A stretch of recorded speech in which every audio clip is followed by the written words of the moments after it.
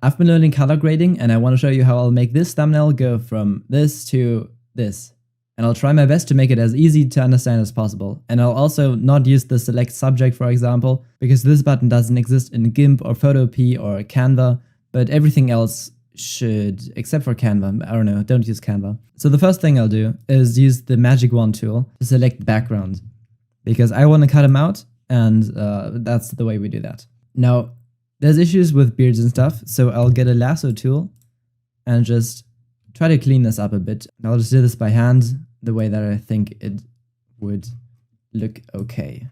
Okay, just check if there's any imperfections around here. Nope, that all seems to be selected pretty well. Oh, over here we have another one that we need to select. There we go. By the way, I'm holding spacebar and then clicking to move around. I used to always zoom out and zoom in another point because I didn't know that this actually works. Okay, and that looks pretty okay. So let's invert the selection to have Mr. Beast selected, and let's copy and paste this. So now we'll have it on another layer. Then I picked the color of the background with the paint bucket tool and then the color picker thing. Hold Alt and click on something if you want to pick it. We'll remove this layer and we'll just fill in the background. The point in that is that usually you would have some kind of different background. And I guess we can add a background in this video as well. So we'll just keep this one over here and we'll duplicate the new one over there and we'll do some color grading on this version. So I'm going to press Ctrl, Shift and A to open up Camera Raw, and here we'll have a lot of different lighting like options. First, I'm going to start with the exposure. Most of it is literally just testing with the sliders. Exposure, I don't feel like needs to be changed at all. Contrast, it can be a little bit higher. So we're going to turn down the highlights. And shadows, the shadows, we're going to turn those up a tiny bit. Then the hoodie becomes a bit more visible. The whites, let's see what happens. I'm going to turn this one up. I'm going to turn the blacks down to have a bit more contrast in there. And then we have the white balance. If we just select any white pixel with this vignette tool, is that how it's called? I don't know. It'll automatically adjust the color. Personally, I usually don't like it, so I'm just going to do it by hand. The temperature just adjusts how yellow or how blue something is. Usually this doesn't need to be changed much, but if you're taking a thumbnail in the sunset and then you want to have like a studio look, then you're going to have to turn it more blue. If you want to have it more friendly looking, then you're going to turn it a bit yellow. Tint, in this case, I don't think we need to change that at all. Vibrance is always something I go for, just to have like more color. Saturation, usually not so much because it just makes people look orange. Sometimes you even need to reduce the saturation. In this case, I don't feel like we have to. So we'll just keep it around where it was. Let me show you what texture does. Boop. It makes things very textured. Oh wow, that kind of makes sense. I'm just going to turn it up a tiny bit, but not to a point where it looks too pixelated. And clarity, it really just depends on how it looks, because this would be way too much. And then this feels a tiny bit better than normal, so we'll just turn it down. I honestly can't explain these ones. Dehaze I can explain. If there's something like fog in the image, you want to turn this up. If there's not, then you don't need to turn it up. In this case, we can have a bit more lighting on the hoodie by turning it down, so that's what we'll do. Grain is literally just, well, grain, we don't need that. Vignette, we also don't need that. That's usually good for backgrounds though. This curve is also used for highlighting, so if we turn this down and this up, for example, like the lighter parts are gonna get more saturated, no, more exposed, and the darker parts are gonna be less exposed. It's really just a matter of how you want it to look. You can also make him go red, but let's not do that now. There's more color grading down here. I usually don't touch it, but you can also, play around with it. Sometimes shadows can be a bit useful, but let's ignore that for now. If you want to have smoother skin, you can turn up noise reduction. This looks very unnatural, but a tiny bit is sometimes pretty helpful. And with that, we're pretty much done with this window, so let's close that down. This is definitely an improvement. This is an improvement. You can't tell me otherwise. Now let's try to change. Oh no, that's going to be hard. I don't know if I'll manage to do it, but we can try changing the color of the hoodie. If it would be like a yellow hoodie or anything like that, it would be super easy. But let's see. Later I'll show you the easy way if it's a red hoodie or something, but we'll just do it by hand right now. So I'm just going to pull out the lasso tool and I'll make like a general selection of our subject here. No, not the subject of our hoodie.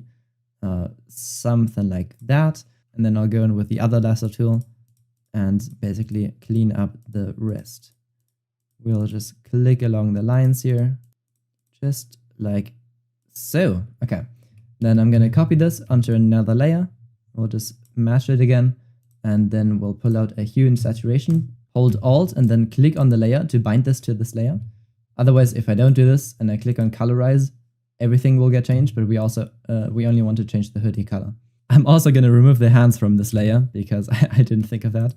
There we go. Hand number 1 is gone. All right, now with this hue and saturation layer, we can play around. Turn up the saturation, for example, change around the hue, and then also play around with the lightness. The closer that it's to its origin color, like this is very close, the easier it's gonna be to make it look believable. Like this is not believable. But this blue hoodie is already more visible than the black one. Now you can go in with the eraser tool and like clean up some areas where you selected what isn't only the hoodie. Like these areas where it's super bright blue. For example, also this entire outline. Oh, there I want to show you a trick actually. If you select the magic wand tool and you select basically nothing, but then you select modify, expand, and expand by 2 pixels, and now delete. Let me show you the before. Let me show you the after. You can basically shrinken what's been selected before. And if you reselect and do the same thing for the bottom layer, you'll see that now the weird outline is gone, but also the head is gone. So let's not do that. Let's add a background. We have a blue hoodie, so we're gonna go to complementary colors. We're gonna go to Canva and select like a dark bluish color. You can also, of course, pick the exact color and then paste it in there, but let's not. Okay, so we're searching for some kind of dark yellow tone. Pyramids. Adobe stuck with the overlay, like with the watermark. Let's go.